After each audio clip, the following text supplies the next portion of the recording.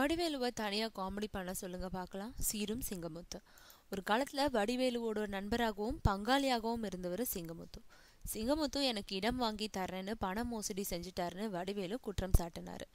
வடிவேலு திமுக பக்கம் போக சிங்கமுத்து அதிமுகவோட நட்சத்திர பேச்சாளர் ஆனார். 2 பேரும் பிரிஞ்சுட்டாங்க. இந்த நிலையில சிங்கமுத்து வடிவேலு பற்றி கருத்து தெரிவிச்சிருக்காரு. அவர் சொல்லியிருக்கிறது, வடிவேலு கையில் படமே இல்லை. நான் நடித்த 11 படங்கள் ரிலீஸுக்கு ரெடியாக இருக்குது. 25 படங்களில் நடிச்சுக்கிட்டு இருக்கேன். இப்போவும் நான் பிஸியான காமெடி நடிகன் தான். வடிவேலு காமெடியில் பெருசாக சாதிச்சுட்டு தான் சொல்கிறாங்க. அவர் ஒன்றும் தனியாக சாதிக்கலை. நாங்கள் 10 பேர் சேர்ந்து யோசிச்சு செய்தோம். கதைக்கு தக்கபடி யாருக்கு என்ன கேரக்டர், யார் எப்படி நடிக்கணும்னு பிளான் பண்ணி பண்ணணும். அது ஹிட் ஆச்சு. இப்போ வடிவேலுவை தனியாக காமெடி பண்ண சொல்லுங்க பார்ப்போம். பார்க்க ஆள் இருக்காது. என்னையும் சில பேர் ஹீரோவாக நடிக்க கூப்பிட்டாங்க. என்னோட உயரம் எனக்கு தெரியும்.